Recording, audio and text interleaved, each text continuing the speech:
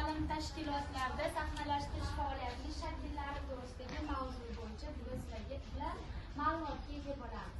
Xo'p, sizlarga bugun o'tilgan mavzulardan quyidagicha savollar bilan murojaat qilmoqchiman. Xo'p, maktabgacha ta'lim tashkilotlarida sahnalashtirish faoliyatining maqsadi, marhamat, maqsadi asosiy maqsadlarni aytib o'tadigan bo'lsak, birinchisi bolani ijodiy faollikni oshirish, keyin bolalarning nutqini hamda so'zlashuvini kengaytirish va hamkorlik, jamoaviy ishlashni shakllantirish, estetik va madaniy qadriyatlarni rivojlantirish va oxirgisi hissiy olamni boyitish. Rahmat. Faoliyatda bolalar uchun ijodiy faoliyatni amalga oshirishga sharoit yaratish, keyingisi bolalarni kreativligini oshkor etish, uchinchisi pedagogik jarayonda yaqinlashtirilgan sahna ko'rinishlari va boshqa pedagogik jarayonlar bilan o'zaro aloqadorligini ta'minlash hamda bolalar va kattalar, ya'ni ota-onalar, tarbiyachilar hamkorligini yo'lga qo'yish. Shakllar, marhamat. Bitta-bittadan sanasinglar aytmaydi. Dramatik sahnalashtirish shakli, o'yinli sahnalashtirish, teatr sahnalashtirish, musiqiy sahnalashtirish, improvizatsiyon sahnalashtirish. Yaxshi. Teatr turlarini kim aytib o'tadi? Marhamat, teatr turlari. Teatr turlari. Marhamat. Qo'g'irchoq teatri, qo'g'irchoq qo'lqop teatri, soya teatri turlari mavjud. Yana Turlarni sahnalashtirish bu badiiy mantiqiy ertak va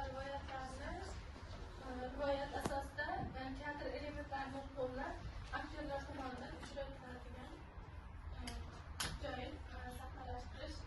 Bu ertak voqealarni sahnalashtirish xalq qadimda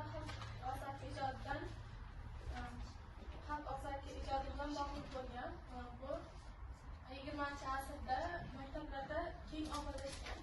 20-asrdan boshlab 1930-yillarda ertak turlarini sahnalashtirish unda maktab to'garaklari tashkil etilgan. Bunda tarbiyaga ham bog'liq teatrlar ijro etila boshlagan. Keyin teatr ular hozir maktablarda masxarabozlar teatri, sayr aktyorlar tomonidan ijro etilgan. Sahnalashtirish maqsadi bu asosiy bolalar shunchaki estetik zavq berishga nisbatiy tarbiya sifatida ham qaraladi. Bunga misol keltirib uni nutqi rivojlanishi, estetikni sahnalashtirish, unga qiziqish uyg'otish bilan maqsadlanadi.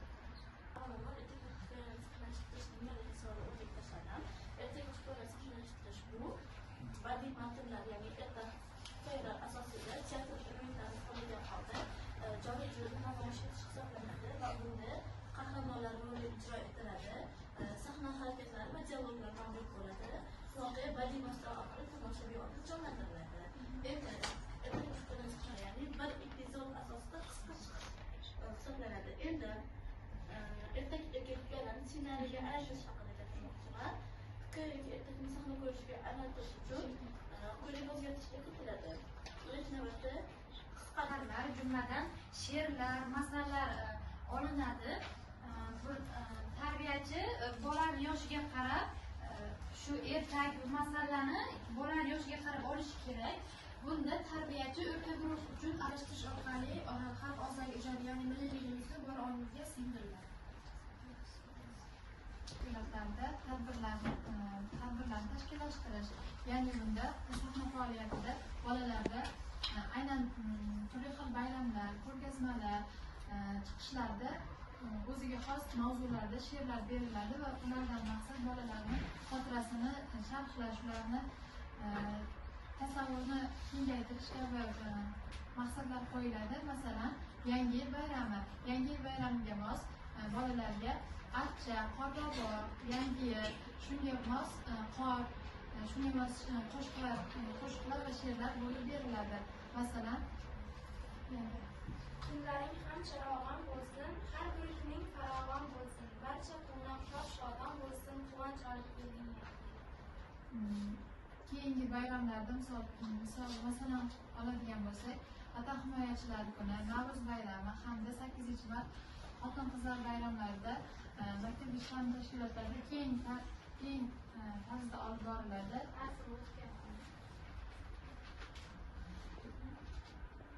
Yorgan qilmaymiz shafqat, qo'rqmas botir shunqorlar. Bolalarda asosan o'g'il bolalarda ko'proq ishtirok etadi, ya'ni vatanga bo'lgan muhabbatni uyg'otish, jasurlik, mardlik kabi hissiyotlarni shakllantirishda yordam beradi. Keyin faslga moslab Navro'z bayrami, sumalak, bahor kelishi, yangi gullar ochilishi shunga mos qiyin bo'lmagan, bolani charchatib qo'ymaydigan she'rlar tarqatiladi. Navro'z bayramiga turfa gullar qo'shida tevor taratib, mayin esgan shafodan dilni yayratib, erta tong qushlarni qiy-chuv sayratib, kelaqol Navro'zim Bolalarga nafaqat bayramda, yotganida erkin mavzuda ijodiy she'rlar uyga vazifa tarzida tarqatiladi, ya'ni ota-onaga topshiriq bo'ladi. Oila haqida, jamiyat haqida, ota-ona shunga o'xshash vatan haqida she'rlarni o'zi mustaqil yodlab olish, ya'ni maktab ishxona tashkilotida jamoada bolani erkin yodlab kelgan she'r orqali rag'batlantirishi ham mumkin.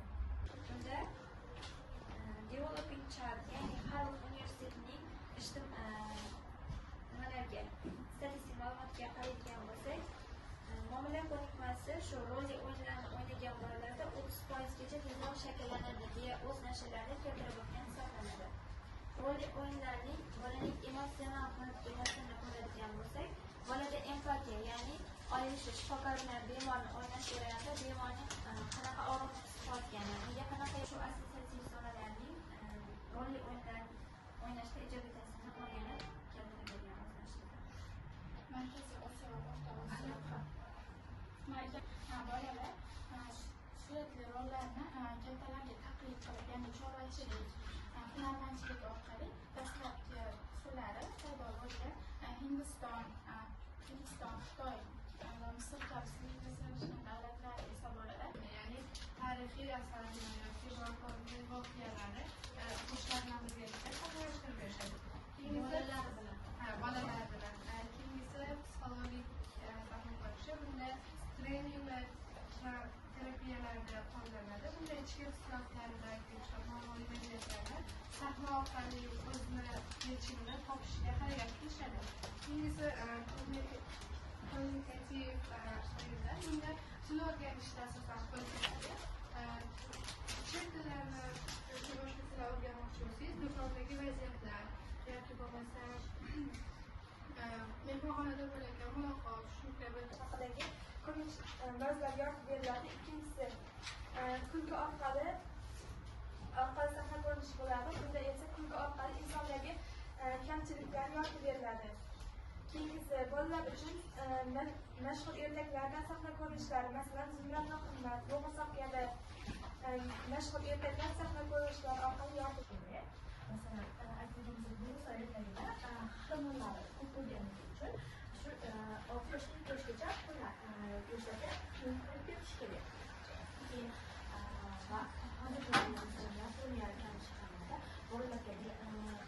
eski ertaklar va xaridlar qo'yib beriladi va bularga qo'yib berilishning sababi ularga madaniyatini o'rgatish birinchidan. Ertaklarga sahnalashtirishda asosiy maqsad bolalarning estetikasini oshirish va nutqini rivojlantirishga qaratilgan bo'ladi. Bunda faqat bolalarni to'g'ri tanlash va bolalarga to'g'ri tarbiyaviy beradigan ertakni tanlash hisoblanadi. Biz bilamizki, avvaldan qadimdan mo'minlarimiz, onalarimiz bizga ertak aytib berishgan.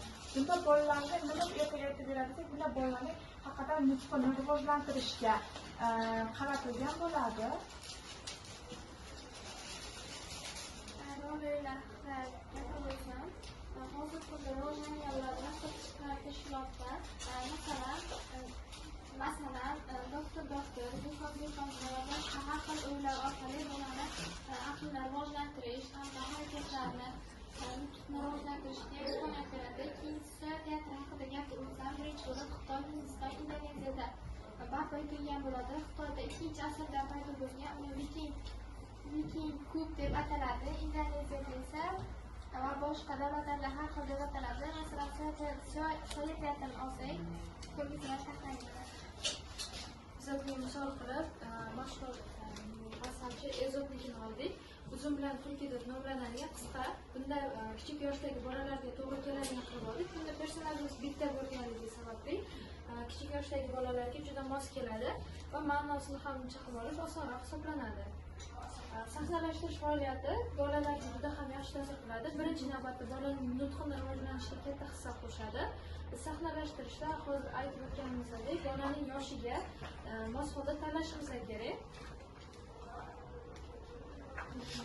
Xo'p, teatr so'zi yunoncha teatron so'zidan olingan bo'lib, Edebiyotga sahnalashtirishda asosiy maqsad bolalarning estetikini oshirish va nutqini rivojlantirishga qaratilgan bo'ladi. Bunda faqat bolalarni to'g'ri tanlash va bolalarga to'g'ri tarbiyaviy beradigan ertakli tanlash hisoblanadi. Biz bilamizki, avvaldan qadimdan mo'minlarimiz, onalarimiz bizga ertak aytib berishgan. Bunda bolalarga nima ertak aytib beradi desak, bunda bolalarning haqiqatan nutqini rivojlantirishga qaratilgan bo'ladi.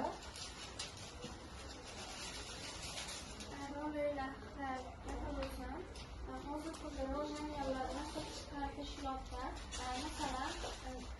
masalan doktor dehqonlardan har xil o'yinlar orqali bolani aqlini rivojlantirish hamda harakatlarni rivojlantirishga imkoniyat beradi. Ikkinchisi teatr haqida gapirsam, birinchi o'rin Xitoy, Hindiston, Indoneziyada barpo etilgan bo'ladi. Xitoyda 2-asrda paydo bo'lgan, uni Viking kub deb ataladi. Indoneziyada esa va boshqa davlatlarda har xil davlatlarda masalan sovet teatrini olsak ko'rgazmalar taqdim Bizga misol qilib, mashhur masalchi Ezopnikini oldik. Uzun bilan Turkiya deb nomlanadigan qisqa, bunda kichik yoshdagi bolalarga to'g'ri keladigan qilib oldik. Bunda personajimiz bitta bo'lganligi sababli kichik yoshdagi bolalarga juda mos keladi va ma'nosini ham chiqib olish osonroq hisoblanadi.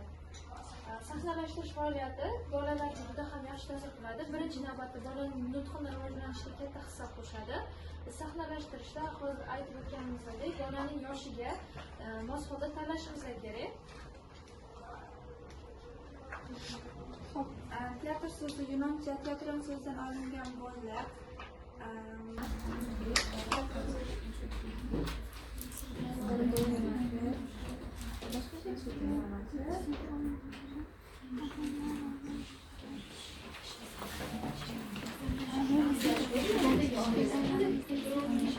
turib bahslashsalar ham bo'ladi.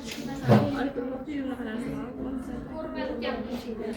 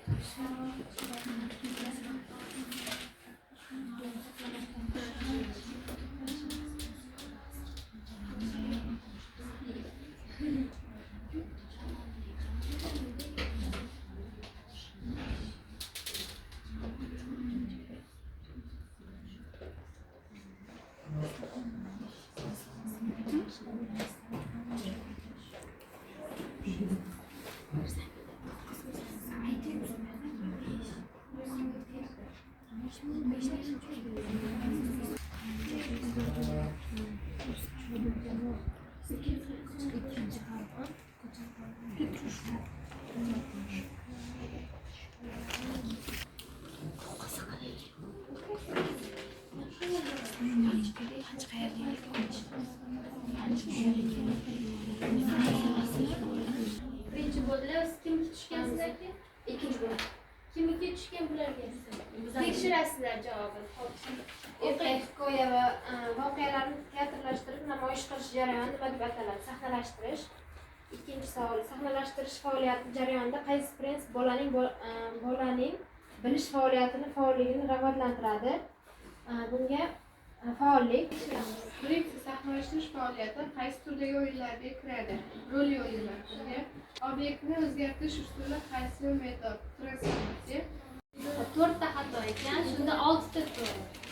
10 ta, 7 ta, 6 ta marhamat. Eshitdinglar? Sahnalashtirish faoliyati turining biri dramatizatsiyalash, to'g'ri kelmadimi? Dramalashtirish. 2. Ijtimoiy va satirik kulgu. Komediya. Kinoylarimizning sevimli tomoshasi bu teatr. Fransiya qo'g'irchoq teatri qahramonlik Polishniyat. Bu ham teatr, orkestr yoki san'at jamoasi sahnaga qo'yadigan asar ro'yxati, repertuar. Asosan